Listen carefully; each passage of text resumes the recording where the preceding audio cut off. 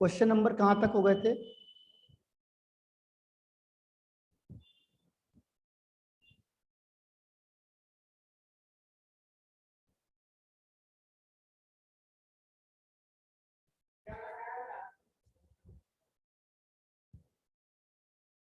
ये देखो फिर ये क्वेश्चन आ गया 27 वाला। 27 क्वेश्चन, हाँ 26 हो गए थे मेरे ख्याल से। 27 क्वेश्चन में क्या है देखो, 27 क्वेश्चन, 27 क्वेश्चन में क्या है कि the total vapour pressure formed by, अब देखो मिक्सिंग, यानी कि आपको एक एक चीज ध्यान से देखनी है। यह है आपका CHCl3 क्लोरोफॉर्म है।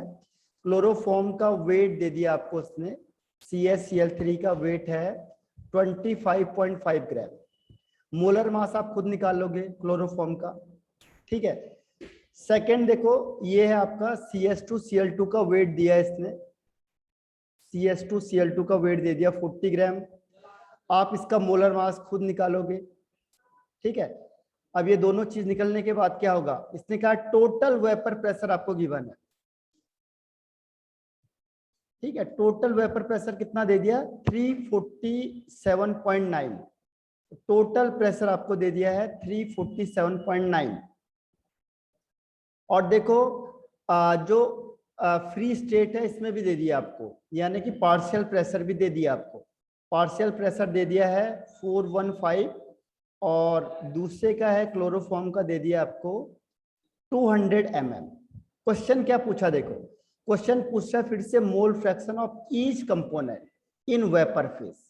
वेपर फेज में बताना आपने, तो कैसे बताओगे आप लोग, ठीक है। वेपर फेज का क्वेश्चन आया, देखो वेपर फेज के लिए हमने किया था, इसको वाई से डिनोट करते हैं। तो जैसे मैंने कहा वाई यानी वेपर फेज में मोल फ्रैक्शन निकालना है CH2Cl2 का, तो ये क्या हो जाएगा, ये हो जाएगा जितना पार्शियल प्रेशर है CH2Cl2 का और जितना पार्शियल प्रेशर है CH2Cl2 का प्लस जितना पार्शियल प्रेशर है CHCl3 का। ये फॉर्मूला था आपके पास, ठीक है, PA/PA प्लस PB।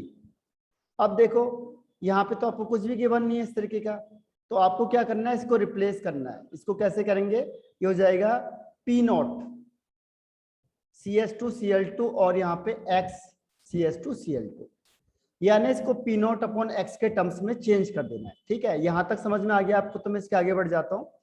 एक दो स्टेप है बस इसमें आगे, और कुछ नहीं है, ठीक है। यहां तक समझ में आ गया, रिप्लाई करना।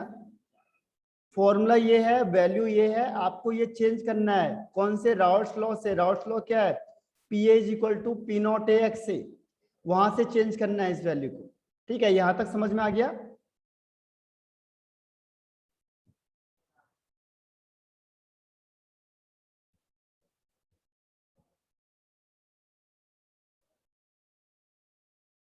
ओके, अब देखो इसके आगे मैं हटाता हूं पहले से। अब आपको क्या करना है, इसको एक्सटेंड कर दो। एक्सटेंड कर दिया मैंने, जैसे P0 CH2Cl2 और X CH2Cl2 अपॉन, फिर वही हो जाएगा P0 CH2Cl2 plus P0 CHCl3 XCl3, ठीक है। X CHCl3, ठीक है, यहाँ पे X भी आ जाएगा। अब होगा क्या देखो, फिर मुझे मोल फ्रैक्शन तो पता नहीं है, ये मोल फ्रैक्शन वेपर फेज में, और ये है जब लिक्विड फेज में, ये लिक्विड फेज वाला है, तो इसको कैसे निकालेंगे। तो इसके लिए मैंने कल एक फॉर्मूला बताया था आपको, PA = P0 P total into mole fraction of E, ठीक है। अगर आपको ध्यान होगा ये कौन सा था, डेल्टन्स लॉ से था। ये फॉर्मूला कहां से आया था, Dalton's law of partial pressure का ये फॉर्मूला है, ठीक है। हमने पहले भी से यूज किया हुआ है। यहाँ पे देखो PA आपको पार्शियल प्रेशर है, टोटल प्रेशर है, और आप इसकी वैल्यू को यहाँ पे पुट करोगे तो आपको आंसर निकल जाएगा, ठीक है। अगर एक इंडिविजुअल केस में तो आप इंडिविजुअल की वैल्यू से कर सकते हो आप इसे, ठीक है। तो इस तरीके से आपको यहाँ से XA की वैल्यू निकल जाएगी, ठीक है। तो इसको वैल्यू पुट करना आपने और आंसर निकालना है। वैल्यू पुट करने के लिए अगर आपको ये XA को आप ऐसे भी निकाल सकते हो, जैसे XA है, XA के लिए क्या है, ये वेट आपको गिवन है क्वेश्चन में, तो वेट के लिए हम क्या कर सकते हैं, number of moles of A upon number of moles of A plus number of moles of B. अब देखो अगर आपको यहाँ पे लिखा है CH2Cl2 तो यहाँ पे नंबर ऑफ मोल्स की जगह पे क्या लिखेंगे, weight upon molar mass upon weight upon molar mass और plus weight upon molar mass. तो आप यहां से भी यही इसी फॉर्मूले से आप एक्स निकाल सकते हो, एक्स और X B is equal to 1 minus X. इस फॉर्मूले से आप निकालोगे, थोड़ा कॉम्प्लिकेटेड क्वेश्चन है, बड़ा क्वेश्चन है। एक्स ए एक्स बी की वैल्यू को आप यहां से निकाल सकते हो और यहां से निकालने के बाद इसको सॉल्व कर सकते हो।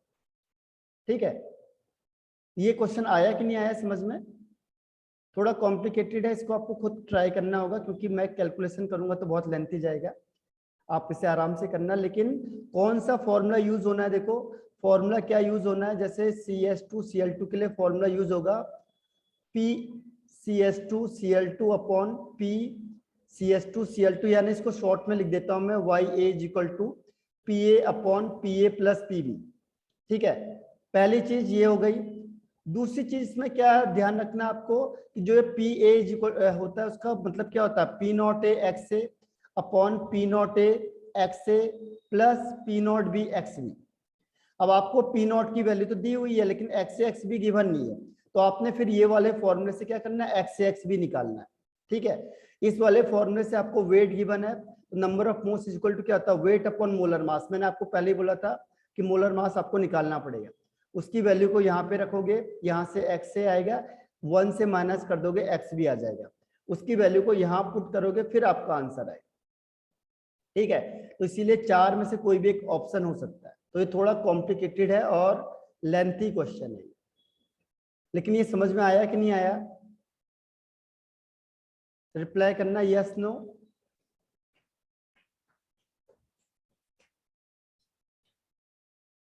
हाँ कोई बात नहीं सुमित, कोई बात नहीं।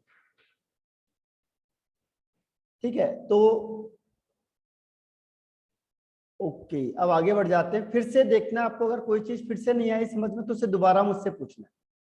अब 28 क्वेश्चन देखो, what happens to the freezing point of benzene when naphthalene is added.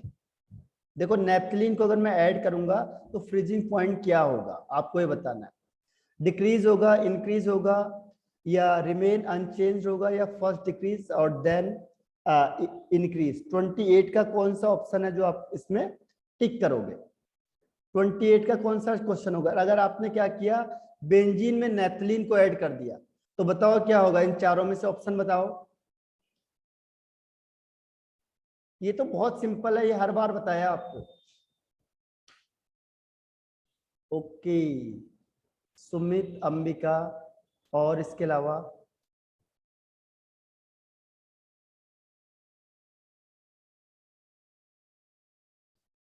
Okay Yamini, इसको अभी बताता हूँ मैं, 27 को हम फिर आएंगे वापस।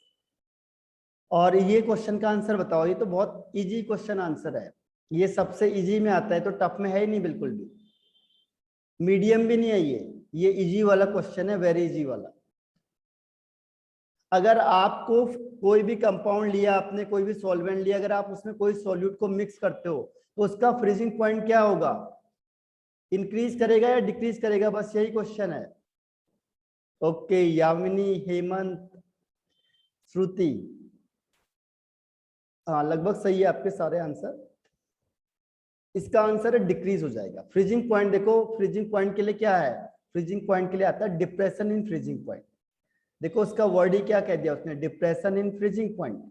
इसका मतलब क्या हुआ, अगर आपने कोई भी सॉल्वेंट लिया और सॉल्वेंट में आपने कोई भी सॉल्यूट मिला दिया, एक्स वाई जेड, एक्स हो वाई हो जेड हो, ठीक है, आप किसी को भी इसमें मिक्स कर दो, ठीक है, तो क्या होगा, इसका जो फ्रीजिंग पॉइंट तो कम हो जाएगा। जैसे वाटर है 0 डिग्री सेल्सियस पे फ्रीज होता है, आप उसमें कुछ भी मिला दो, उसका जो फ्रीजिंग पॉइंट तो डिक्रीज हो जाएगा, -2 -3, जिस क्वांटिटी में आप अमाउंट मिलाओगे उस क्वांटिटी में डिक्रीज हो जाएगा। जैसे 1 मोल में 2 हुआ तो 2 मोल में 4 हो जाएगा, 3 मोल में 6 हो जाएगा, 4 मोल में 8 हो जाएगा। ठीक है, इस सीक्वेंस से बढ़ता जाएगा, फिक्स नहीं है, ये क्वांटिटी पे डिपेंड करता है। ये मैंने आपको पहले ही बोला था, एक कोलिगेटिव प्रॉपर्टी है तो क्वांटिटी पे डिपेंड करेगी। कम क्वांटिटी डालोगे तो कम होगा, ज्यादा क्वांटिटी डालोगे तो ज्यादा होगा। अब हो गया 28 के बाद आते हैं हम 29 29। एजोट्रोपिक मिक्सचर इज, एजोट्रोपिक बताया नहीं आपको वैसे। एजोट्रोपिक मिक्सचर होता है जिसका बॉइलिंग पॉइंट सेम हो जाता है, ठीक है। जैसे आप दोनों को मिक्स करते हो तो दोनों का बॉइलिंग पॉइंट सेम हो जाता है, और उस लिक्विड मिक्सचर को हम कहते हैं एजोट्रोपिक मिक्सचर्स। तो आपको ये बताना है, चलो वैसे ही बता दो कि कौन सा आपको आंसर लग रहा है 29 का। एजोट्रोपिक मिक्सचर कौन सा हो सकता है?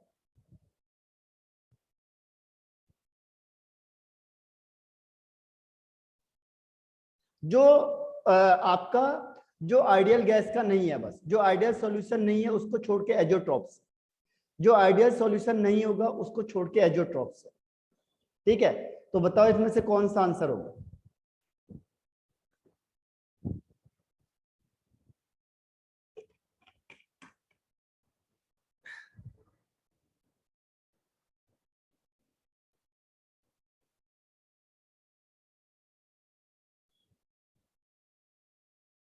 ओके श्रुति, अच्छा ब्लैक से हो रहा है। एक बार क्या करना, नेटवर्क की वजह से हो रहा होगा अंबिका, एक बार फिर से दोबारा उसे करना। नेटवर्क प्रॉब्लम की वजह से क्या होता है, स्क्रीन शो नहीं होती है, sometime network problem is there. तो एक बार फिर से उसे करना दोबारा। और कोई इसके अलावा आंसर? श्रुति ने बताया इसका आंसर, और इसका आंसर और किसने बताया है? यामिनी ने और हेमंत ने।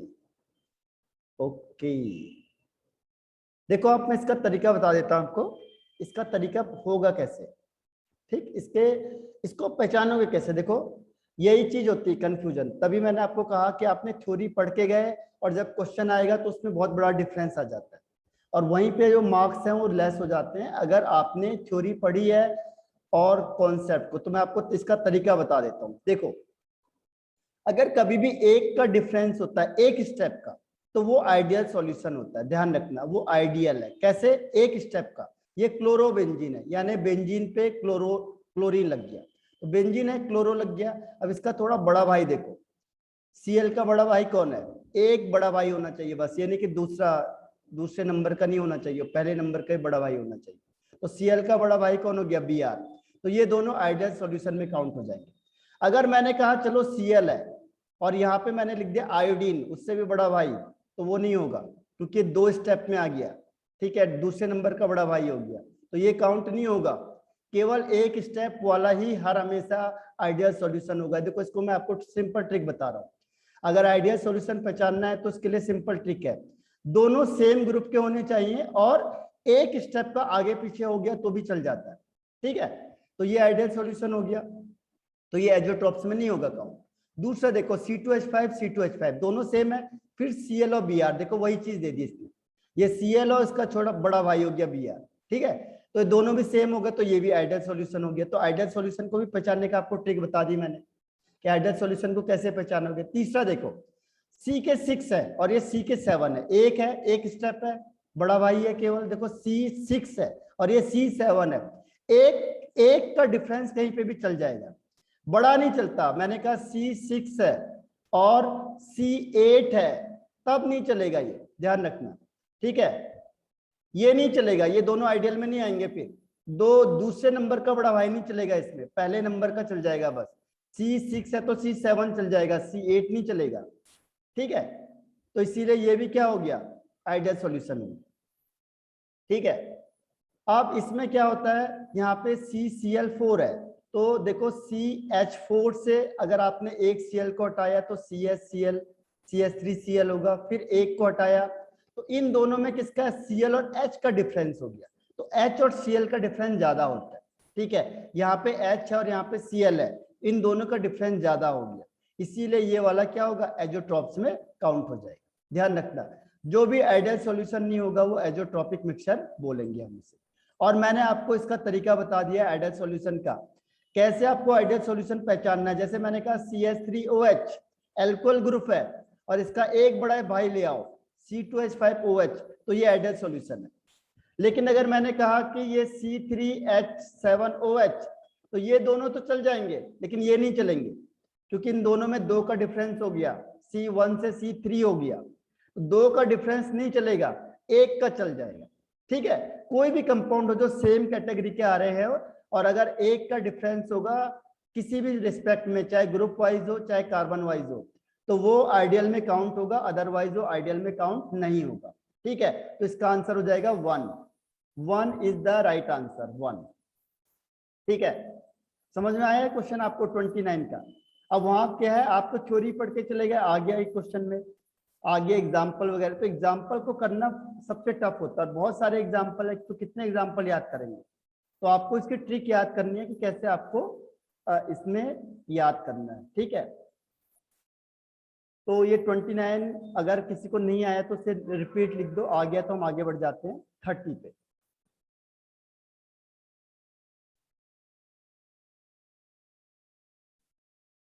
डी में क्या होता है, देखो डी ऑप्शन में क्या होता है, देखो डी में आ गया बेंजीन और बेंजीन, तो दोनों तब तो बेंजीन हो गया, तो बेंजीन बेंजीन तो सेम हो गए भाई भाई। ठीक है, बेंजीन बेंजीन तो सेम है डी वाले ऑप्शन में, लेकिन यहाँ पे Cl लग गया, यहाँ Br लग गया। ब्रोमो बेंजीन का मतलब Br और यहाँ पे क्लोरो बेंजीन का मतलब Cl, तो ये दोनों क्या हुए, बिल्कुल एक नजदीक वाले हो गए। देखो फ्लोरीन, क्लोरीन, ब्रोमीन, आयोडीन, तो क्लोरीन के साथ ब्रोमीन चल जाएगा, ब्रोमीन के साथ आयोडीन चल जाएगा, फ्लोरीन के साथ क्लोरीन चल जाएगा, लेकिन फ्लोरीन के साथ ब्रोमीन नहीं चलेगा, क्लोरीन के साथ आयोडीन नहीं चलेगा। 2 स्टेप का गैप होगा तो बिल्कुल नहीं चलने का, 1 स्टेप का गैप कहीं पे भी चल जाएगा। ठीक है, तो जहां पे 1 स्टेप का गैप हो गया इसका मतलब वो आइडियल सॉल्यूशन है, तो इसीलिए ये आइडियल सॉल्यूशन होगा। अब आया समझ में कि नहीं आया सुमित? कभी भी अगर कोई भी ग्रुप होता है तो ग्रुप में आपको 1 का डिफरेंस देखना है, 1 का डिफरेंस कहीं पे भी चल जाएगा, कोई भी आप एग्जांपल बोलो। अब आप कोई भी एग्जांपल, मैंने कहा आपको बताओ, ये हो गया CH3CHO और ये हो गया C2H5CHO, बताओ ये आइडियल सॉल्यूशन है या एजोट्रॉपिक है? तो आप क्या बोलोगे बताओ? एजोट्रॉप्स के लिए 1 और आइडियल सॉल्यूशन के लिए 2, तो आप कौन से आंसर पर टिक करोगे? ये नॉन आइडियल है और आइडियल है, तो ये कौन सा लग रहा है आपको, आइडियल या नॉन आइडियल? बताओ, आइडियल, एजोट्रॉप्स या नॉन आइडियल? 1 या 2 में से कौन सा आंसर क्लिक करोगे आप? ओके हेमंत, और इसके अलावा अंबिका सही दिख रही है स्क्रीन, आप देखना, अंबिका रिप्लाई करना।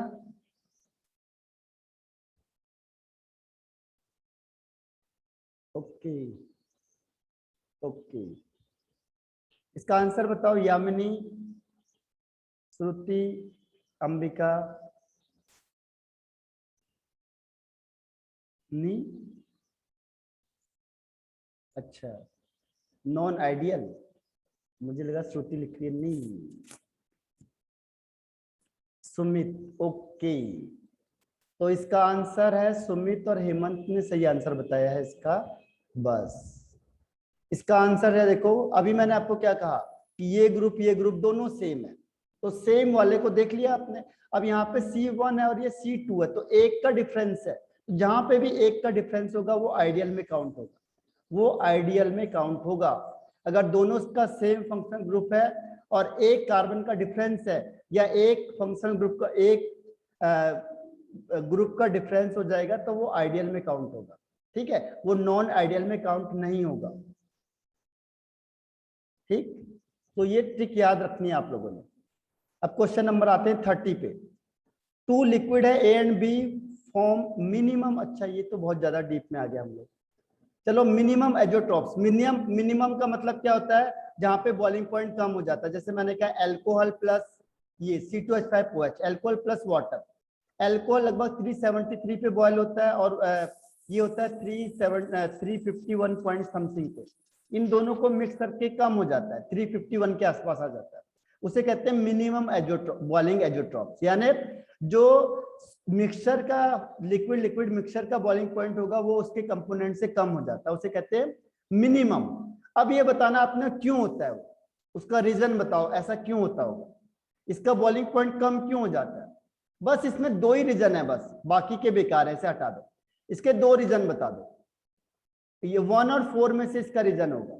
हाँ अंबिका, ओके देखो 1 और 4 में से इसका रीजन होगा, या तो A और B का जो इंटरेक्शन होगा, फोर्स ऑफ इंटरेक्शन, और जो ए का फोर्स ऑफ इंटरेक्शन और बी का फोर्स ऑफ अट्रैक्शन, या तो इससे ज्यादा होगा या इससे कम होगा, बस यही ऑप्शन हो सकता है इन दोनों में से। तो बताओ कि जो सॉल्यूशन होगा उसका फोर्स ऑफ अट्रैक्शन उसके कंपोनेंट से ज्यादा होगा या कम होगा, बस यही ऑप्शन है। यानी ए और डी में से ही आंसर चुनना आपने बस। तो कौन सा आपको आंसर सही लग रहा है? इसको थिंकिंग लेवल एबिलिटी को बढ़ाओ अपनी थोड़ा सा, क्योंकि अब आपको सोचना है, वहां जाके जरूरी नहीं है जो हम पढ़ा रहे हैं वही आएगा। कई बार वो लैंग्वेज चेंज कर देता है क्वेश्चन की, बस कॉन्सेप्ट तो वही रहेंगे चाहे क्वेश्चन कोई भी आ जाए, लेकिन वो लैंग्वेज चेंज कर देता है, और लैंग्वेज जिसने समझी वही कर सकता है क्वेश्चन को।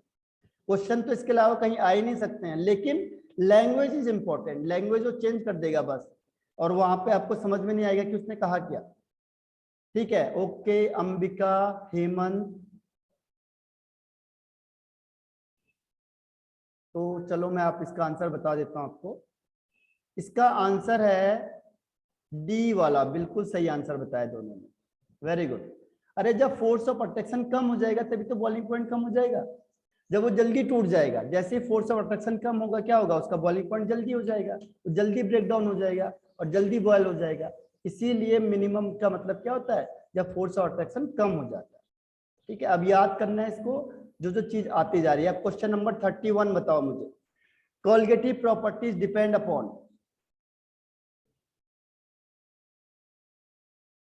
ओके ओके, हाँ यामिनी नेटवर्क होगा आपका प्रॉब्लम मेरे ख्याल से। उसको कहीं पे ऐसी जगह पे आ जाओ आप जहाँ पे नेटवर्क सही आ रहा होगा, छत वगैरह पे आ जाओ। वहां पे जहाँ पे नेटवर्क क्लियर आते हैं तो वहां पे आपको वॉइस क्लियर आ जाएगी। ओके श्रुति, एक बार चेक करो, कहीं पे आप आसपास हिलोगे तो कई बार कहीं पे नेटवर्क सही आता है, तो थोड़ा सा हिल के देखो किसी एक ऐसी पोजीशन में जहाँ पे आपको क्लियर आ रही होगी। ठीक है, फिर वहीं पे बैठ जाओ, क्योंकि उस स्टेज में। तो ये क्वेश्चन 31 का आंसर, अंबिका और श्रुति दोनों के अलग अलग आंसर, आप देखते हैं किसका आंसर सही होता है। और इसके अलावा कोई आंसर?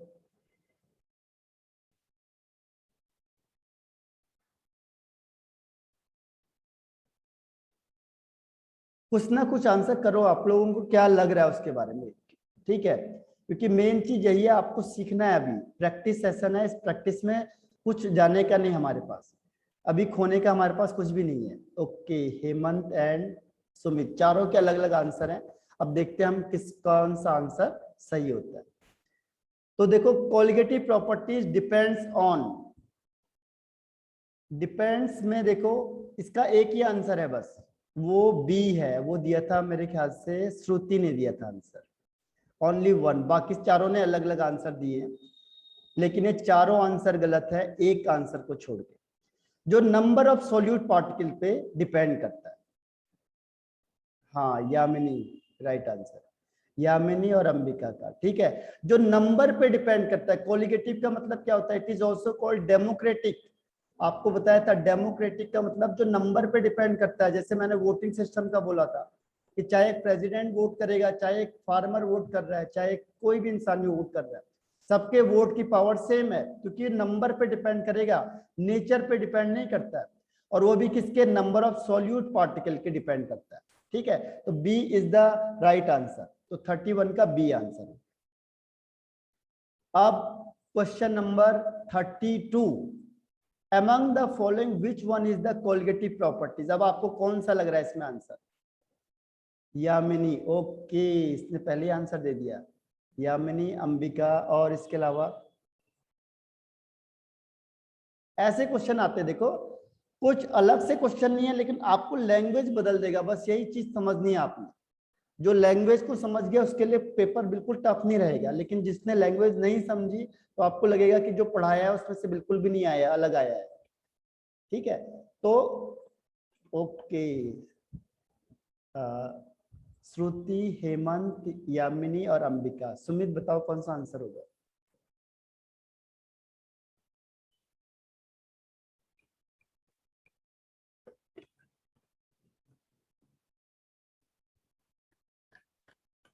ओके, सबने आंसर सही दिया है, लगभग लगभग इसका आंसर है, देखो एक ही तो ऑप्शन है हमारे पास, ऑस्मोटिक प्रेशर। बाकी तो ये भी नहीं था, ना आपने ये पढ़ा है ना आपने ये पढ़ा हुआ है। सिर्फ हमने कोलगेटिव प्रॉपर्टी में क्या पढ़ा था, relative lowering in vapour pressure. ठीक है, relative lowering in vapour pressure, elevation in boiling point, depression in freezing point and osmotic pressure. तो ऑस्मोटिक प्रेशर दिया है आपको। ठीक है, अब क्वेश्चन नंबर आते हैं 33 पे। क्वेश्चन नंबर 33, क्वेश्चन नंबर 33 को क्वेश्चन ही पढ़ लेते हैं पहले। के एफ की वैल्यू दी है आपको, देखो के एफ की वैल्यू दे दी आपको, वेट दे दिया, वाटर का वेट दे दिया है 1 kg। वेट ऑफ वाटर कितना है 10 के, सॉरी 1 kg का मतलब 1000 ग्राम हो गया। How many gram of ethylene glycol, यानी कि आपको क्या निकालना है, वेट ऑफ सॉल्यूट निकालना है। ठीक है, अब इथाइलिन ग्लाइकोल दिया तो इसका मोलर मास आपको निकालना पड़ेगा। मोलर मास C2H6O2 का मोलर मास। ठीक है, और वो बोल रहा है कि जो फ्रीजिंग पॉइंट है वो लोअर हो गया इतना, यानी कि डेल TF कितना हो गया, चेंज कितना हुआ 2.8 चेंज हो गया, क्योंकि वाटर का तो जीरो होगा। ठीक है, वाटर का जीरो होता है और जीरो से कितना कम हो गया -2.8, यानी कि चेंज कितना हुआ फिर 2.8 हो गया। बस अब आपको सारी इंफॉर्मेशन गिवन है, अब आप वैल्यू फॉर्मूले में पुट कर दो। Del TF is equal to क्या होता है, KF इंटू WB इंटू 1000, ये तो डायरेक्ट फॉर्मूला बेस है, इसमें तो कुछ है ही नहीं। ठीक है, MB इंटू WA, सारी इंफॉर्मेशन गिवन है।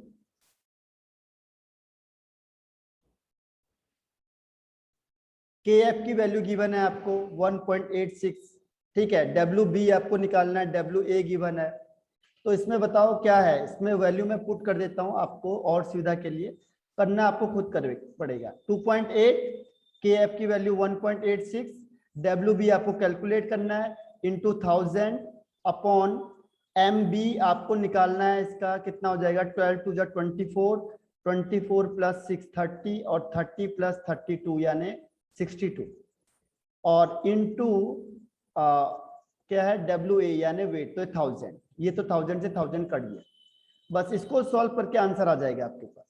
ठीक है, तो ये तो आप कर लोगे, फॉर्मूला बेस्ड है, इसमें ज्यादा कुछ क्वेश्चन है नहीं। 34 वाला, ग्राफ वाले क्वेश्चन कम आते हैं इस समय।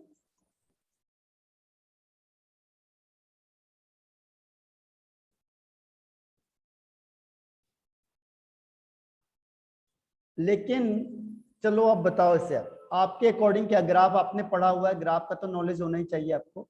ये है वेपर प्रेशर और ये टेम्परेचर और ये डेल TF। देखो सारी चीज आपने पढ़ी हुई है, लेकिन उसने क्वेश्चन घुमा दिया।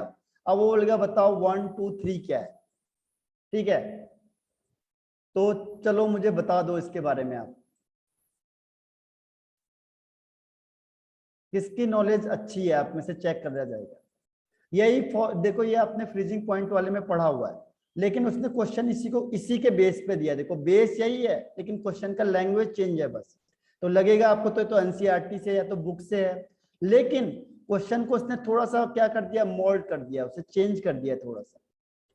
अब बताओ इसमें ये 1 क्या है, ये 2 क्या है और ये 3 क्या है, कौन है जो सही आंसर दे सकता है इसका। आपके पास है 30 सेकेंड। 1 2 3 बहुत सिंपल है, थोड़ा सा दिमाग लगाओ आंसर आ जाएगा। ठीक है, बहुत इजी क्वेश्चन है ये भी, ये हार्ड में नहीं है, लेकिन सारा खेल है उसका लैंग्वेज का, और लैंग्वेज चेंज होगी जरूर। 1 में क्या है, 2 में क्या है और 3 में क्या है।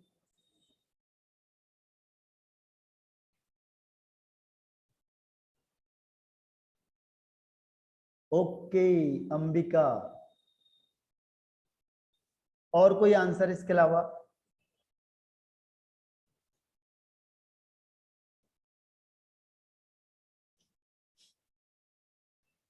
इसे जैसे खुद ट्राई करोगे आप लोग तो हमारा काम आसान हो जाता। अभी मैंने आपको एक दिया है, फिर मैं अभी आपको दूसरा सैंपल पेपर आज सेंड करता हूँ और कल तीसरा करता हूँ, तो 2 3 से करोगे आप तो उसके अलावा नहीं मिलने का आपको। ओके, चलो अब मैं आपको इसका आंसर बता देता हूँ। इसका आंसर बताया था अंबिका ने, सही आंसर बताया है इसका। और श्रुति बताओ इसका आंसर क्या होगा।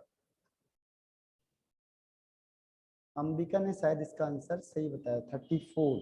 हाँ, अंबिका ने सही बता दिया इसका आंसर। देखो होता क्या है कि जब आपको मैंने इसमें ग्राफ बताया था, तो ग्राफ में क्या है, ये होता है सॉल्वेंट, ठीक है, ये क्या था, सॉल्वेंट था। और एक टाइम ऐसा आता है कि वो फ्रीज हो जाता है, यानी किस में हो जाएगा, फ्रीज में हो जाएगा, यानी सॉलिड में हो जाएगा। तो सॉलिड को हम कह सकते हैं फ्रोजन सॉल्वेंट। तो ये फ्रोजन सॉल्वेंट के दो ऑप्शन हो गए आपके पास, तो बी और सी हो सकता है। पहला वाला क्या होगा, फ्रोजन मतलब फ्रीज हो गया। पहले आपने सॉल्वेंट लिया, पानी लिया, और जैसे पानी लिया देखो शार्प चेंज हो गया, जैसे यहाँ शार्प चेंज हुआ है ना, फ्रीज हो गया। फ्रीज हो गया तो उसे कहते हैं फ्रोजन सॉल्वेंट। तो फ्रोजन सॉल्वेंट हो गया पहला वाला। तो आपको पता चल गया कि फर्स्ट में ये दोनों ही हो सकते हैं। अब देखो फर्स्ट के बाद सेकंड, अब सेकंड तो सॉल्वेंट होगा ना, सॉल्यूशन तो हो नहीं सकता है, तो फिर ये सॉल्वेंट। और ये थर्ड वाला सॉल्यूशन, क्योंकि हमने जब कुछ चीज मिलाएंगे तो इसका वेपर प्रेशर कम हो जाता है, इसीलिए डाउन में चले जाता है। ये जहां पे मिलेगा वो क्या, फ्रीजिंग पॉइंट ऑफ सॉल्यूशन है, और ये है फ्रीजिंग पॉइंट ऑफ सॉल्वेंट। तो इस तरीके से ये सी इज द राइट आंसर। अब क्वेश्चन नंबर नेक्स्ट में आ जाते हैं। अगर आपको डाउट है तो फिर पूछना है तो दोबारा पूछ लो मुझसे, ठीक है। अगर किसी को लग रहा है नहीं आया तो दोबारा पूछ सकता हो, रिपीट लिख देना मुझे, क्योंकि अभी हमें क्वेश्चन ज्यादा करने हैं अब, ठीक है। अभी एसी चैप्टर के हम कम से कम 1 से 2 मॉड्यूल में आपको और भेजूंगा। ये सबसे टफ है, इसीलिए मैंने आपको पहले करवा दिया। इसके क्वेश्चन आपको टफ मिलेंगे, औरों के इससे इजी मिलेंगे आपको। अब है for a dilute solution containing 2.5 gram of non volatile non electrolyte solute in 100 gram of water. जैसे जैसे आप पढ़ते जाओगे आपको समझ में आता जाएगा। 2.5 क्या दे दिया, वेट ऑफ सॉल्यूट, उसके बाद फिर 100 ग्राम ऑफ वाटर यानी वेट ऑफ सॉल्वेंट दे दिया 100 ग्राम, ठीक है। और एलिवेशन इन बॉइलिंग पॉइंट कितना हो गया, डेल 2K, यानी कि डेल टीबी इक्वल टू हो गया 2, ठीक है, 2 आ गई इसकी वैल्यू। और प्रेशर आपको दे दिया, प्रेशर की तो यहां जरूरत है ही नहीं। Assuming concentration of solute is much lower than the concentration of solvent, मतलब इन दोनों में बड़ा डिफरेंस है कंसंट्रेशन में। The vapour pressure of the solution is, ठीक है, और यहाँ पे Kb की वैल्यू आपको गिवन है, Kb आपको यहाँ पे गिवन है। तो पहले आप क्या करोगे इससे, ठीक है, यहां से आप पहली चीज को क्या निकालोगे, Kb गिवन है, डेल टीबी गिवन है, तो यहां से हम क्या निकालेंगे, और आपको ये प्रेशर भी गिवन है, ठीक है। और वो क्या कह रहा है, वेपर प्रेशर ऑफ सॉल्यूशन, यानी आपको पीएस की वैल्यू निकालनी है। तो इसने थोड़ा सा हट के क्वेश्चन दे दिया है पीएस वाला, ठीक। तो आप क्या करोगे, सबसे पहले आप क्या चीज को निकालना पसंद करोगे। देखो अगर आपको ये वैल्यू निकालनी है तो इसके लिए एक फॉर्मूला क्या होता है, P naught minus P S upon P naught is equal to W B into M A upon W A into M B, ठीक है, ये फॉर्मूला होता है। अब आपको पी नॉट भी गिवन है, ठीक है, पी एस आपको निकालना है। पी नॉट आपको दे दिया, देखो 1 atm, क्योंकि जो भी चीज बॉयल होगी वो 1 एटमॉस्फेरिक प्रेशर में बॉयल होती है, ठीक। और ये कह रहा है कि मिलीमीटर में चाहिए इसको, मिलीमीटर में, देखो क्वेश्चन आंसर किस में चाहिए, मिलीमीटर में। तो 1 एटमॉस्फेरिक प्रेशर का मतलब हो गया 760 mm, ठीक है। अब यहां से ये इंफॉर्मेशन उसने क्यों दी आपको, यहां से आपको क्या चीज चाहिए, देखो del T B is equal to K B into W B into 1000 upon M B into W A. अब आपको यहां से पहले इंफॉर्मेशन से किसकी वैल्यू निकालनी है, एम बी की वैल्यू निकालनी है, क्योंकि मोलर मास तो पता ही नहीं है हमें, तभी तो उसने आपको दूसरी चीज दी है। तो यहाँ पे आप देखो बाकी सारी चीज गिवन है, यहाँ से आप मोलर मास निकालोगे और मोलर मास की वैल्यू को यहाँ पे पुट कर दो, तब आपका पीएस आ जाएगा। अच्छा 1 मिनट में माइक यूज करता हूँ, माइक 1 सेकेंड। हाँ अच्छा आप रिज्वाइन करो, फिर मैं माइक यूज करूंगा, रिज्वाइन कर लो, इसमें टाइम खत्म हो रहा है, तो रिज्वाइन करना है, उसमें माइक में यूज कर देता हूँ।